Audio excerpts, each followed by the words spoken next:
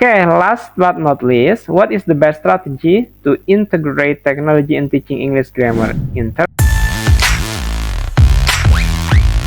Assalamualaikum warahmatullahi wabarakatuh. Welcome back to SKZ Education. Di video kali ini kembali saya ingin share materi UPPPG untuk bahasa Inggris, ya. Dan kita akan membahas dan berlatih materi kompetensi lulusan yang keempat. Sebelumnya sudah saya sharekan KL 1, 2, dan 3. Nah, nanti untuk di KL 4 ini pertama saya akan sajikan dulu materi-materi dasarnya, dan nanti di akhir saya akan sajikan latihan soal beserta dengan jawabannya. Yes! Oke, sebelum mulai, saya berharap semoga rekan-rekan semuanya yang akan melaksanakan UPPPG dimudahkan, dilancarkan, dan lulus hingga dapat sertifikat pendidik. Oke, mari kita mulai.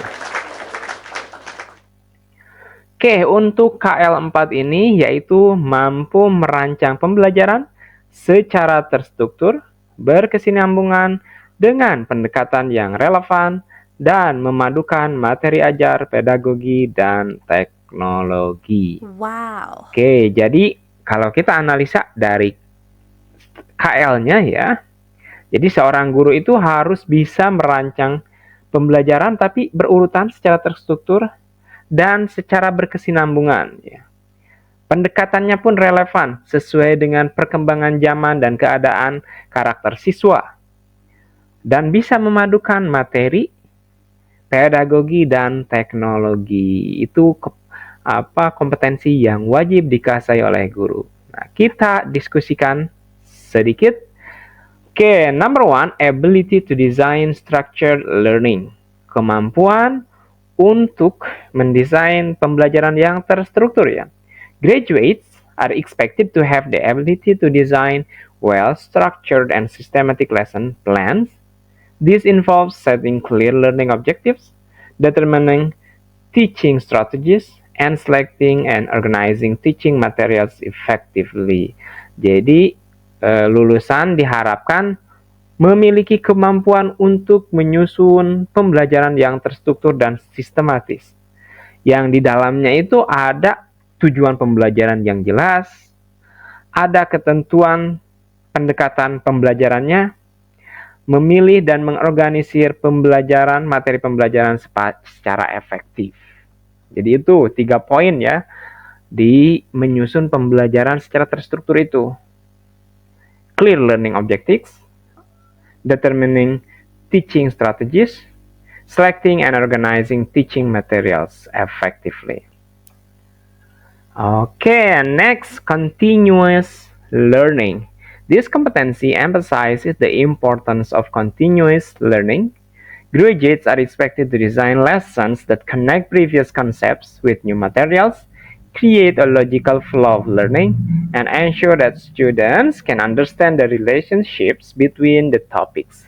Jadi kalau ini harapannya adalah lulusan itu mampu mendesain sebuah pembelajaran yang bisa menyambungkan dengan konsep sebelumnya dan materi baru. Jadi saling berkesinambungan. Jadi continuous learning itu adalah pembelajaran yang berkesinambungan.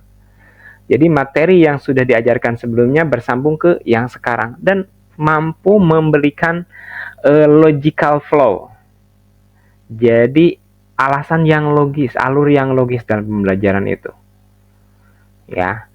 Nah, misalkan ketika kita mengajarkan tentang simple present sebelumnya, lanjut misalkan kita berbicara tentang simple past, maka kita bikin konektivitas antar keduanya.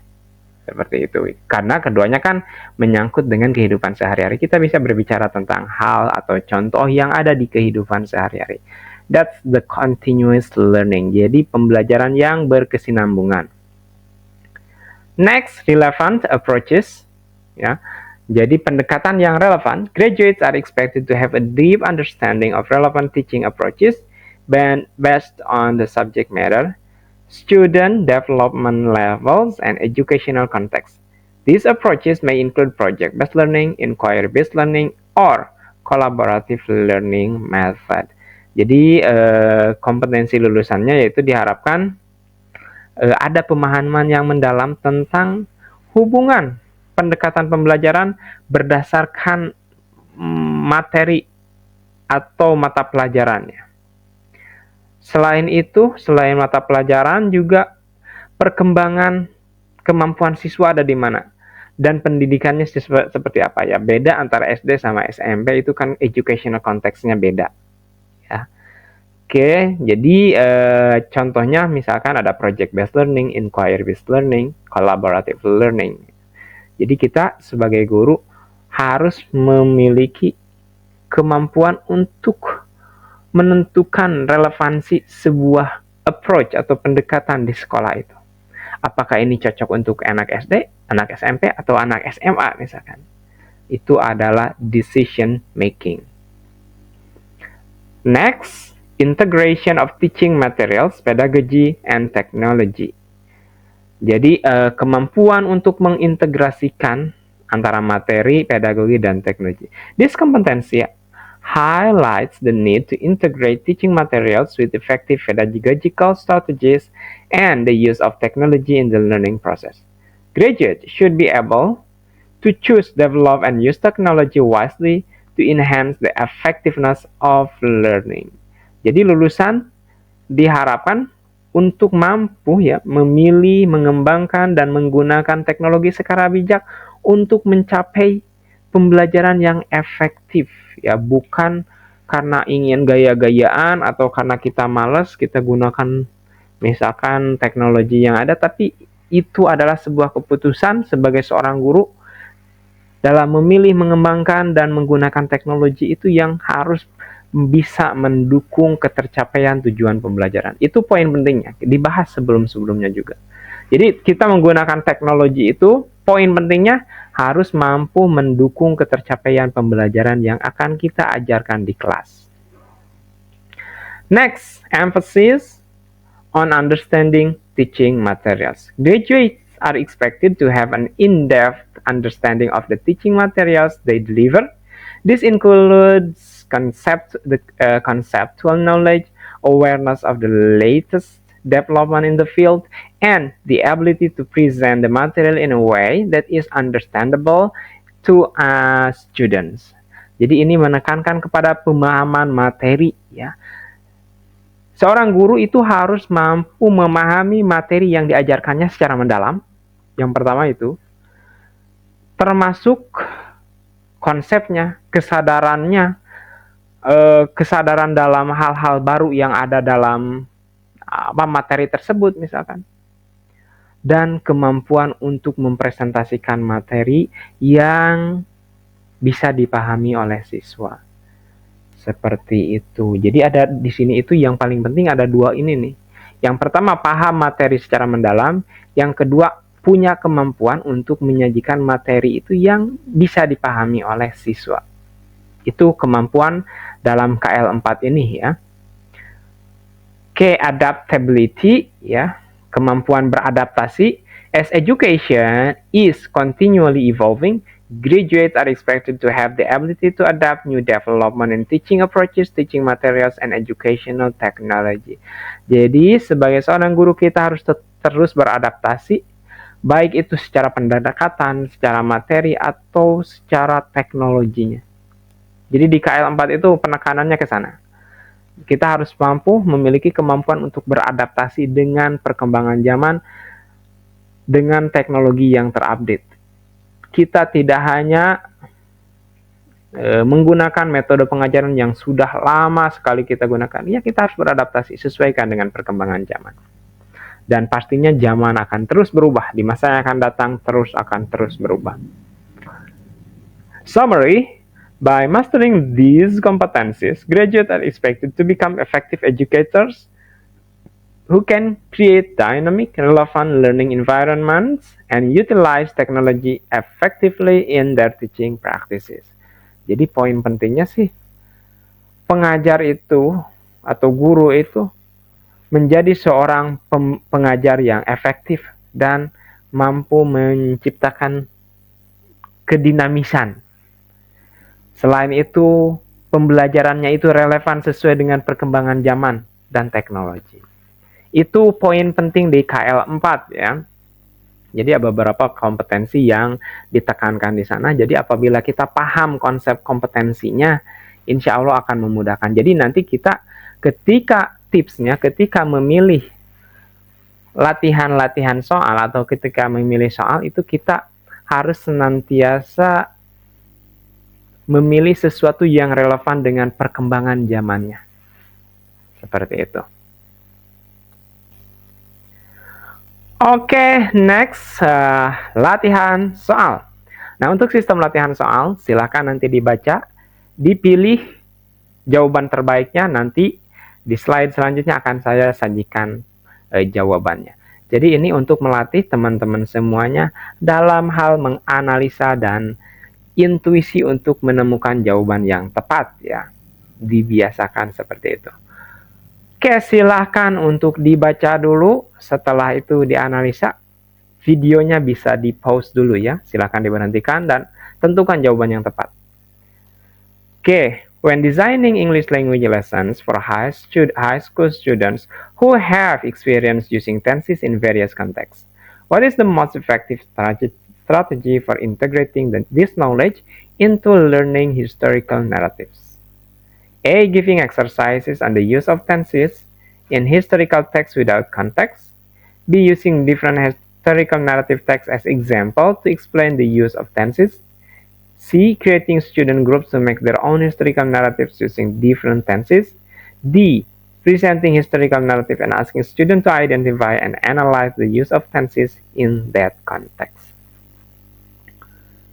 Oke, jadi konteksnya di sini siswa itu sudah paham tenses ya dalam berbagai konteks. Tapi di sini ketika siswa sudah paham semuanya, mau mengintegrasikan pengetahuan mereka itu dengan pembelajaran naratif, historical narratives. Nah, mana yang paling tepat? Oke, jawaban yang tepat adalah presenting historical narratives and asking students to identify the analyze of the use tenses in that context. Nah, ini bisa sesuai dengan kemampuan siswa kan. Kalau di sini kan sudah ada kata-kata mengidentifikasi dan menganalisa. Apa sih yang digunakan? Ini relevan. Ada hubungannya dengan pengetahuan yang sudah mereka kuasai. Kita belajar yang baru di sini yaitu historical narratives, tapi disambungkan dengan apa yang sudah mereka ketahui, yaitu tentang tenses. Nah, dengan menganalisa itu, maka ini adalah strategi yang paling tepat. Next, number 2. In teaching argumentative text structure to students accustomed to writing descriptive paragraph, what is the most effective initial step? A. Starting with the definition of argumentative text without concrete examples. B. Presenting examples of argumentative text and analyze their structure and language features with students. C. Directly assigning the task of writing an argumentative text without a brainstorming session. D. Teaching the use of persuasive language with linking to the text structure. Kita gunakan sistem eliminasi ya. Kalau A misalkan start with the definition of without, nah ini concrete example. Nah kan siswa mana bisa ngerti gitu kalau tidak ada contoh yang konkretnya. A, we will eliminate. Ini kan konteksnya ya, mengajarkan argumentative text, struktur argumentative text pada siswa yang terbiasa menulis kalimat deskriptif. Ya. Jadi mana sih yang paling efektif? Itu tahapan yang paling efektif. A, kita eliminasi. B, presenting examples of argumentative text and analyzing their structure and language features with student. Ini bisa. Directly assigning the task of writing an argumentative text without a brainstorming session. Jadi ini tanpa penjelasan apapun, langsung saja misalkan dikasih tugas menulis. Ya walaupun pada dasarnya di sini kan siswa suka menulis gitu, tapi deskriptif paragraf kan. Beda dengan argumentatif. Maka kita harus kasih paham dulu. C, we will eliminate. So, we have B and D. Teaching the use of persuasive language without linking it to the text structure. Ini juga saya rasa kurang tepat ya, karena tanpa menyambungkan. Kan tadi di awal-awal dalam pembahasan harus ada kesinambungan antara pembelajaran sebelumnya dengan yang akan dipelajari. So, I think the correct answer for this one is B ya.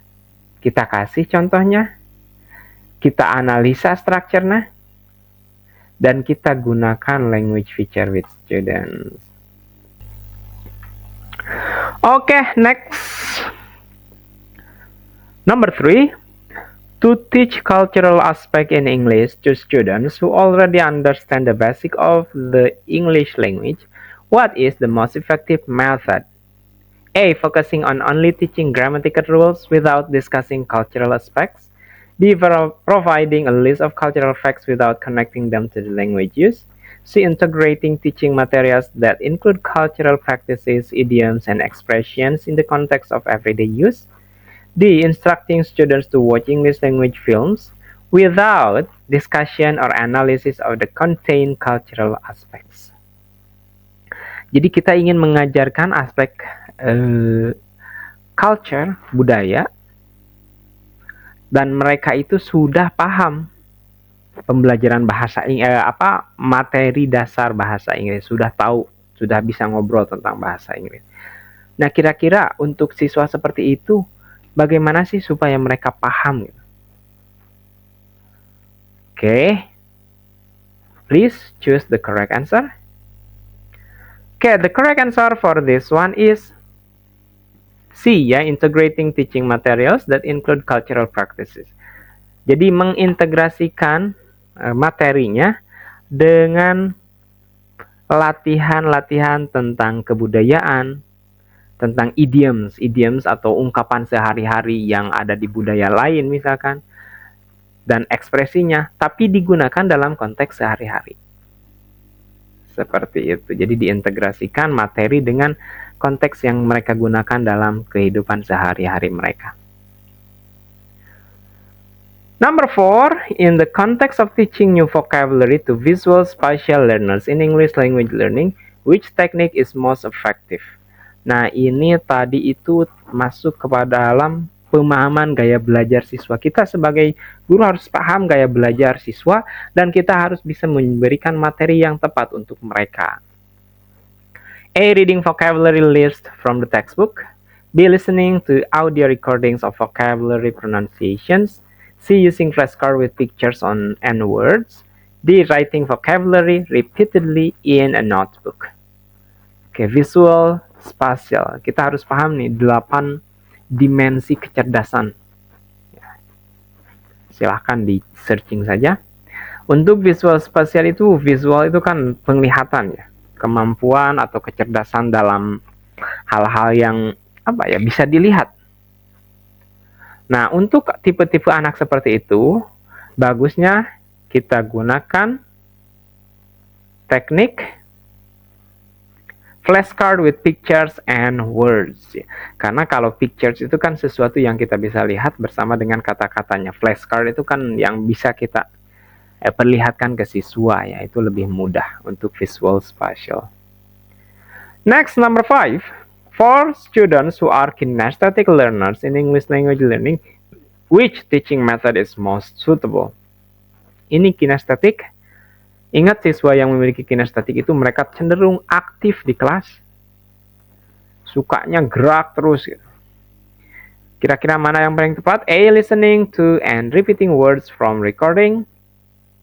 B. Engaging in group discussions without physical activity. This is incorrect. B, ya. Obviously, why? Without physical activity. Justru anak-anak kinestetik itu suka dengan physical activity. So, B is contradictable, ya. Contradict with the question. C. Reading and analyzing text individually. Involving student in role play or dramatization. Okay, what do you think is the correct answer? D, ya, role play and dramatization. Why role play? Because role plays involves physical activities like acting, dramatizing, yeah, I don't know how to say, but something like that. So usually it involves physical activity, and kinesthetic student loves physical activity.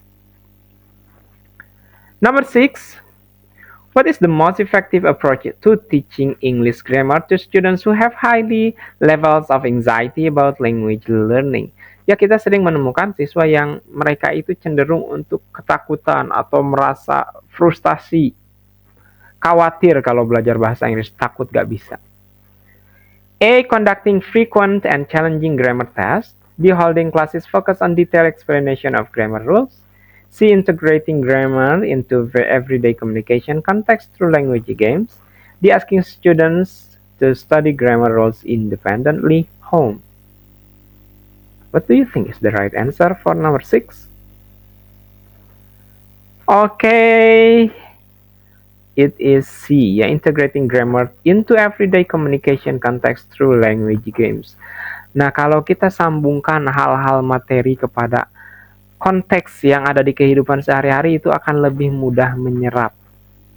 Tidak istilahnya sesuatu yang abstrak, yang jauh, yang mereka tidak bisa bayangkan. Dan yang paling penting di sini ada gamesnya. Karena kan kadang anak itu karena anxiety, itu karena tegang, terus-terusan tegang. Tapi kalau ada games itu bisa mencairkan suasana. Number 7, when teaching reading comprehension to students with short attention spans, which strategy is most effective? A. Assigning long text to read and summarize. B. Using short text with interactive activities and group discussions. C. Asking students to read silently and write individual reflections. D. Allowing extended reading time with plenty of supplementary material. Oke, di sini poinnya adalah siswa yang short attention span. Jadi memiliki daya perhatian yang pendek. Jadi mudah terdistract, terganggu kalau orang-orang yang short attention span. Jadi perhatiannya itu sangat pendek sekali, sangat mudah terganggu. Nah, aktivitas mana nih yang bisa mereka itu belajar dan efektif untuk mereka? Oke, the correct answer for this one is using short text with interactive activities and group discussion. Nah, kalau ini tidak akan membosankan ya, karena di sini ada interactive activities, jadi aktivitas yang interaktif dan juga ada diskusi kelompok. Jadi kalau yang attention span-nya pendek itu jangan banyak dikasih ceramah, dia tidak akan fokus. Jadi harus banyak aktivitas dan dia juga terlibat di dalamnya. Okay, number 8. To enhance students' listening skill in English using technology, which approach is most effective? Nah, ini mulai penggabungan teknologi dengan pembelajaran ya. A. Playing audio recordings without assigning specific tasks related to the content. I think this is incorrect ya. Why? Because it is not specific and not related to the task. B. Using English language podcast with listening tasks designed to identify main ideas and specific details. Okay. Allowing students to freely choose any audio material to listen to without guidance. Ini juga kurang tepat ya. Ini terlalu bebas, terlalu merdeka. Jadi nanti takutnya mereka memilih sesuatu yang bisa jadi tidak senonoh atau tidak masuk kepada grammar point yang akan kita ajarkan. D. Using reading text as the sole learning source without audio integration. This is audio ya. I'm really sorry. So the picture covers the word. Okay, I think this one is incorrect with the solely learning sources. Using reading text. Hanya, jadi learning source-nya itu hanya using reading text. This is not appropriate because we talk about technology. Okay, the correct answer for this one is using English language podcast with listening tasks designed to identify main ideas and specific details ya. Oke, ini bagus nih pendekatannya. Jadi kita gunakan podcast audio listening ya. Kan di sini tujuannya listening. Tapi dalam bentuk konteks. Konteksnya apa? Sebuah cerita yang di sana itu ada main idea dan specific details, dan siswa juga harus menganalisa juga mana main idenya, mana spesifik. Jadi selain mereka listening, mereka juga berpikir dan fokus kepada teks yang mereka baca. 9. When designing English language learning activities that integrate reading and technology for students with diverse learning styles, which approach is most inclusive? Oke, silakan dicari dulu jawaban yang tepatnya. Oke, kita lihat di sini ya, ketika kita menyusun desain sebuah pembelajaran yang akan mengintegrasikan antara membaca dan teknologi untuk siswa yang memiliki latar belakang yang berbeda nih, dan gaya belajar yang berbeda. Kira-kira mana yang jawaban yang paling tepat? Adalah using an e-learning platform to present text with multimedia support such as audio, video, and interactive quizzes. Okay, last but not least, what is the best strategy to integrate technology in teaching English grammar interactively for students who tend to learn through doing? Ini sama ya, kita tadi udah bahas kinestetik. Silahkan dicari jawaban yang tepat. Okay, the correct answer for the situation is using interactive learning apps that provide exercises, instant feedback on students' responses. Okay, I think that's enough everyone for the explanation. I hope that you find something from my videos. That's all. Wassalamualaikum warahmatullahi wabarakatuh.